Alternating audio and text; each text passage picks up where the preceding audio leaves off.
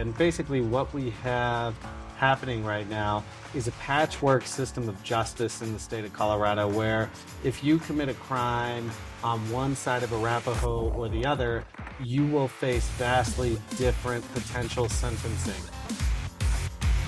Welcome to Criminal Injustice, the podcast that pulls back the curtain on America's broken legal system. I'm your host, Krizman, a criminal defense attorney and former criminal defendant. I fight in the trenches to defend those caught in the machinery of our so-called justice system.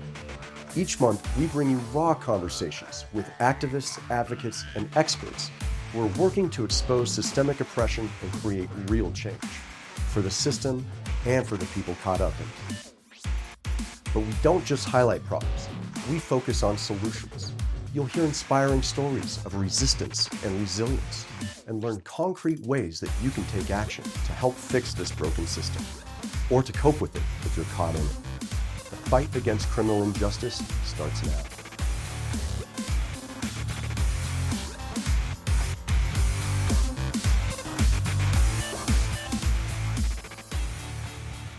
Welcome back to Criminal Injustice. I'm your host, Krizman, and today we have with us Javier Mabrey, representative of Southwest Denver. He is an eviction attorney and is focused on issues here in Denver that can help folks who are struggling with socioeconomic issues and frankly trying to get by in life. He is one of those in the legislature that we can count on to be fighting for justice every day up here at the Capitol. Welcome, Javier. Thank you very much. Thank you so much. Glad to be here. First, I want to jump on this bill that you have in front of the Colorado Senate right now. Yep. What is that all about? So one of the bills I'm most proud to be working on this legislative session is House Bill 1147, and it's regarding municipal courts, due process rights in municipal courts, and equality in sentencing in municipal courts. And basically what we have happening right now is a patchwork system of justice in the state of Colorado, where if you commit a crime on one side of Arapahoe or the other, you will face vastly different potential sentencing. And what sentencing you receive is completely dependent on what box a police officer checks when they are giving you a citation. So what's happening is some municipal courts in our state are sentencing people beyond the sentencing guidelines. And so, for example, in the state of Colorado, petty theft, the sentence for petty theft is capped at a maximum of 10 days in jail, which, by the way, I want to emphasize that 10 days in jail is quite a long time. Absolutely. If you've stolen something that is worth less than $300. That's what this is, right? So imagine somebody making minimum wage, they get 10 days in jail. Well, just the value of their labor alone at minimum wage is worth more than that $300 for that 10 days, let alone the fact that they'll probably lose their job, they could lose their housing. The devastating impact that having 10 days out of your life can have is important to emphasize. But what's happening is there are municipalities here in the state of Colorado who are charging people more. Mm-hmm. One of the primary things that we see is petty theft. They're charging people more for petty theft. And what our bill does is says that municipal courts still can be used. It can still be the vehicle, but you must follow the state sentencing guidelines. Right. And so, Aurora passed that law last year trying to, the mandatory minimums on the multiple petty theft offenses. It sounds like a surgical way of combating bills like that or laws like that occurring in Aurora, Denver, but also you're trying to attack this municipal court structure from the root causes of it. Is that accurate? Yeah, I would say that the what we described in terms of sentencing is one key part of the bill. But to your point, there are other practices that we're seeing in municipal courts that are particularly alarming. There are folks that are facing jail time and not having an opportunity to talk to an attorney before they make a plea on, if they're going to plead no contest, if they're going to plead guilty, if they're going to plead not guilty, if they're going to contest their charges. Particularly, we see this in Grand Junction, folks who basically are disincentivized from asking for an attorney, because if you ask for an attorney, they'll hold you Oh, in prison or in jail. They'll hold you in county jail and reschedule you for a later hearing after you're appointed an attorney. wow. And so there's a disincentive in some of these municipalities to enforce your constitutional right to an attorney while you're facing jail time. And so those are probably the two biggest things that I would highlight that this bill tackles. And I want to flesh out because I think this is one of the most critical impacts of municipal courts is this disproportionate application of the law. Yeah. And I'll give a specific geographical and maybe you can pick it up from there. But as you mentioned, in terms of Arapahoe, Adams County, Aurora, if somebody commits a low-level offense and it's within the city of Aurora, they could very well follow that city of Aurora municipal track where you have judges that aren't vetted by the state, prosecutors who couldn't get jobs as district attorneys at the state level, versus somebody who would be charged at the county level for state level misdemeanors and felonies and the experience they're going to have. It says it in the name of the bill, but it's due process. That's the issue here. Right.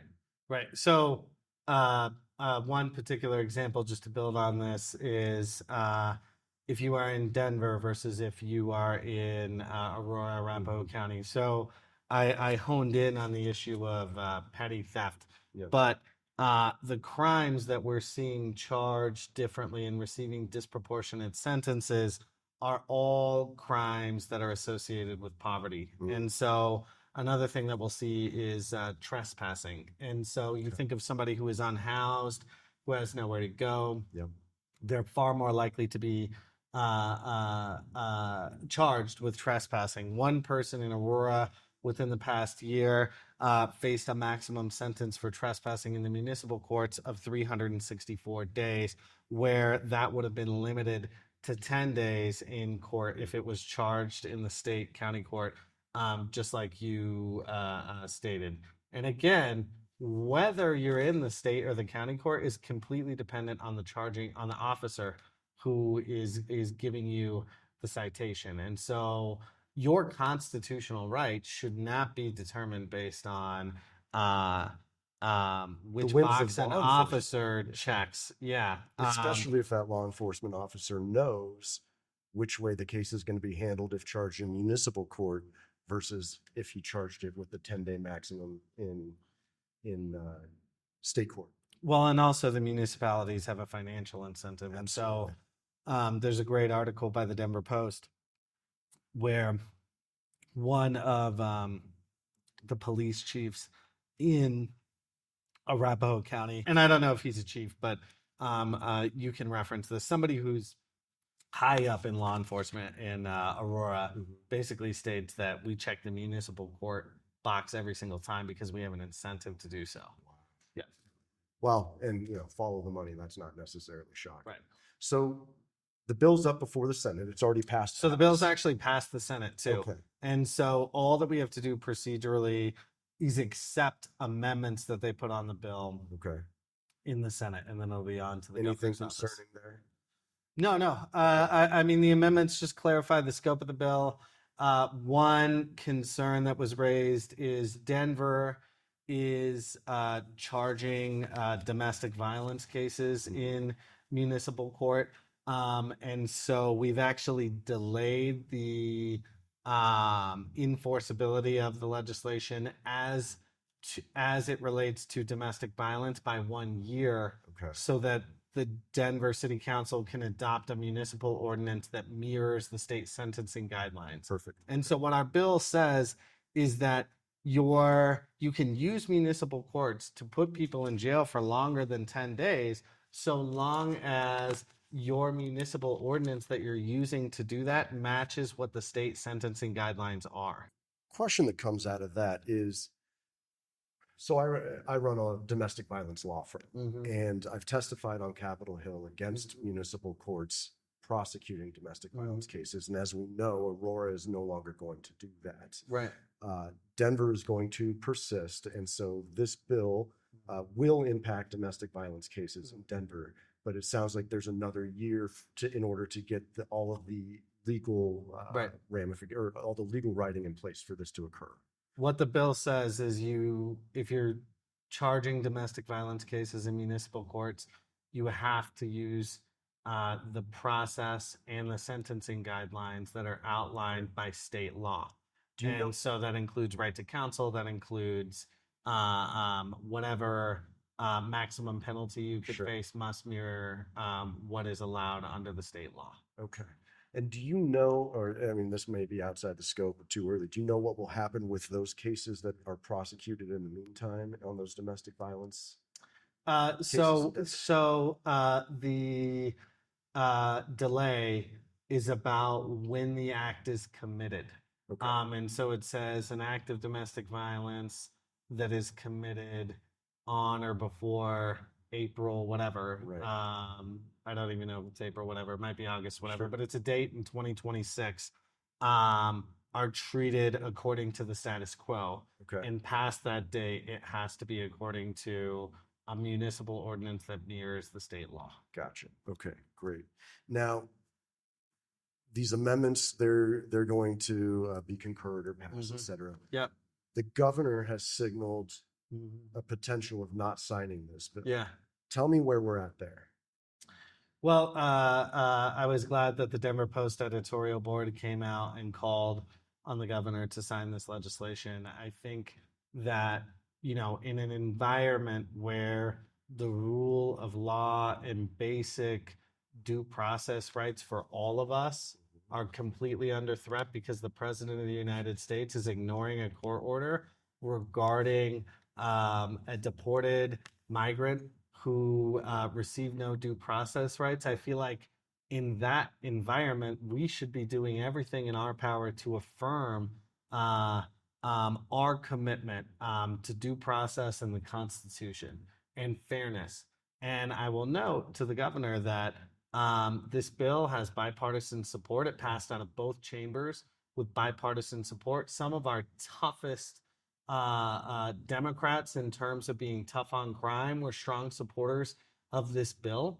And so we can still make sure that here in the state of Colorado, that we're taking these crimes seriously and pass this bill, right? That's why all the legislation does is conform the state of Colorado to the sentencing guidelines that came out of the CCJJ in 2021 and were passed in a bipartisan way, almost unanimously. And by the way, I'll note that the sentencing guidelines that we're adhering to were on a Republican-led bill. We've heard that the governor is skeptical, but to the extent that the governor's listening and we've had conversations, we should all agree that it should not matter what side of Arapahoe Road you commit a crime on. You should receive the same sentencing and the same process.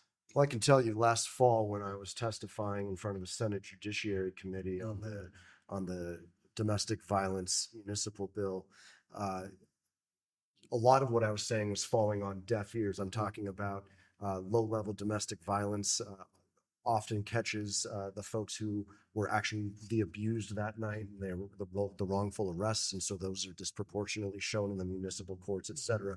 I was falling on deaf ears on the other side of the aisle until I brought up the due process issue of literally we've got citizens who are going to have vastly different experiences with the judicial system depending upon how an officer marks a ticket or where they're arrested or both. Do you have any idea why the governor wouldn't sign this bill, or is it just that he's skeptical so far? So what I assume, based on statements that have been made by the governor, is that I believe that the governor buys into the idea that we should have laboratories of democracy and see if different approaches are working in different parts of the state.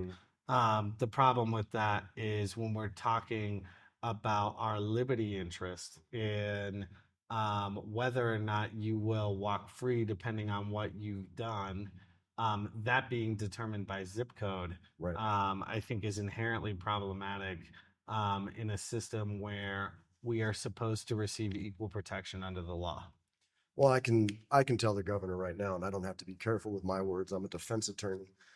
My experience in the criminal justice criminal injustice system started in Aurora Municipal. And I can tell you that that laboratory is failed. It is a scourge. Well, we have a receivership on the police department. And can you explain that? Well, or maybe it's a consent decree. But basically, as the state of Colorado, we've determined that there are so many disproportionate impacts on communities of color and the poor in Aurora in treatment of citizens who are interacting with the police that the Attorney General's office is supervising their operations. And that's generally reserved for the most infamous Absolutely. Law enforcement agencies in the nation. And unfortunately for us, Aurora is one of them now.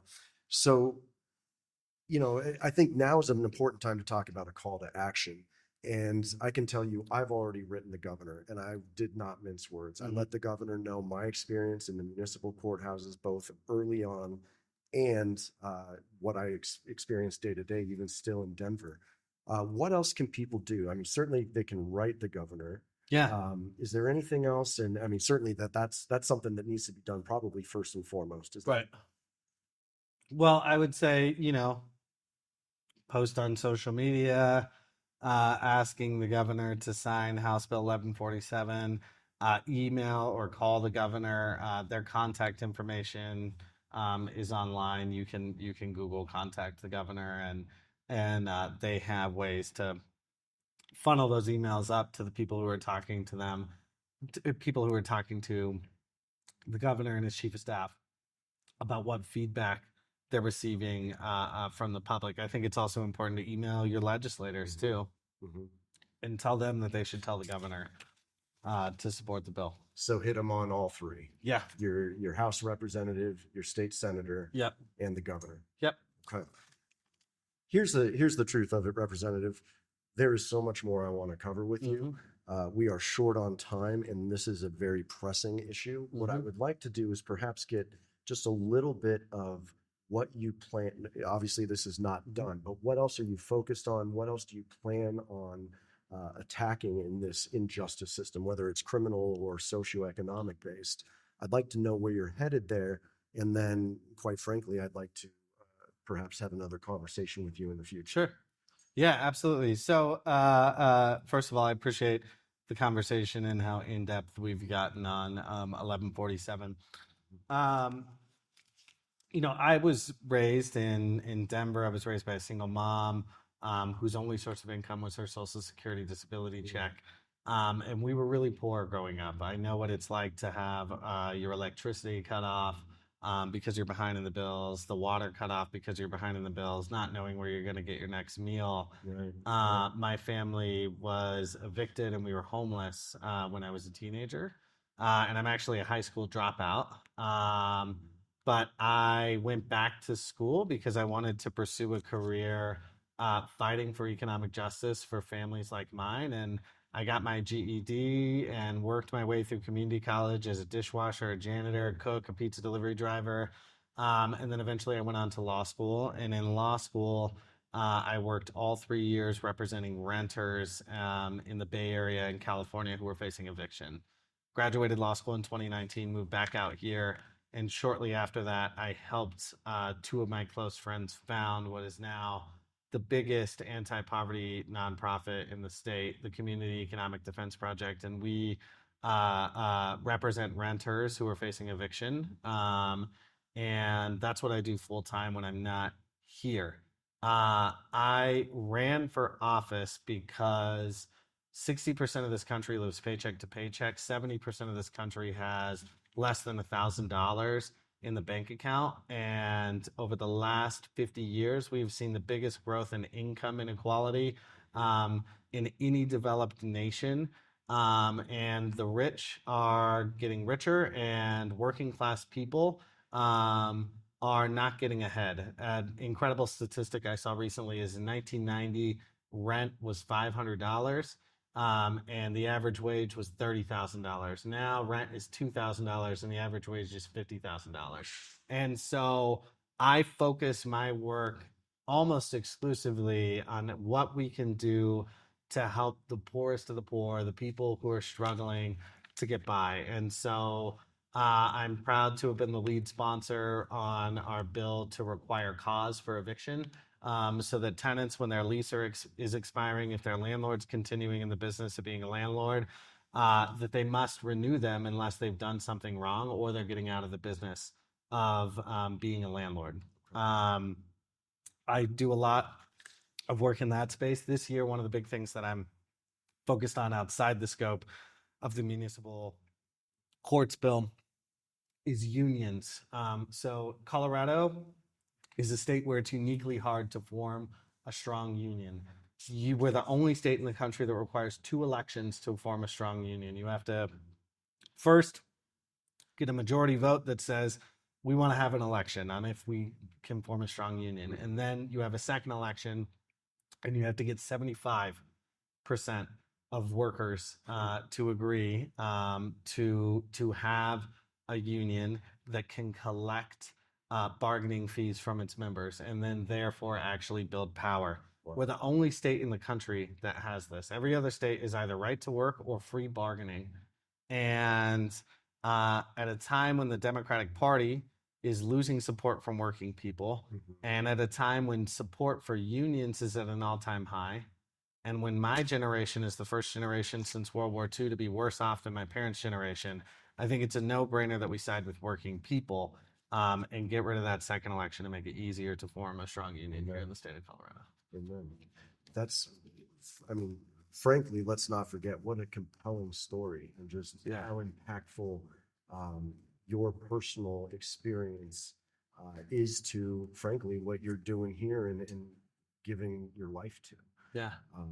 Thank you so much for the work that you're doing with that. Yeah. And for the work that you're doing to help us on the criminal justice side. Absolutely.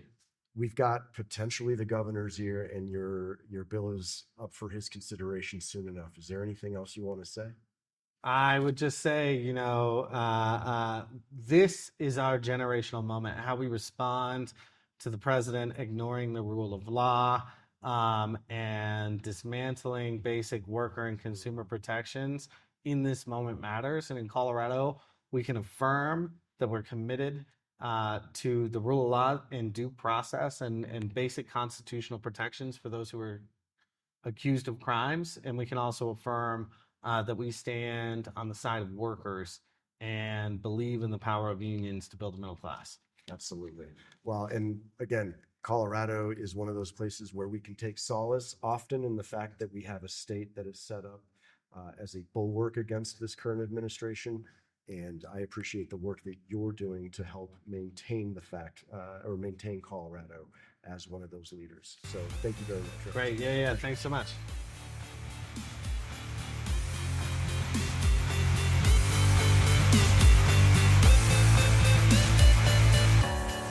Criminal Injustice is hosted by me, Casey Krizman, trial attorney at Krizman Law. If you have suggestions for guests or topics, please email the show's producer, Steve Krizman. His email is steve@relentless.law. If you like what you hear, please give us a review on Apple Podcasts, Spotify, or on your favorite podcast app.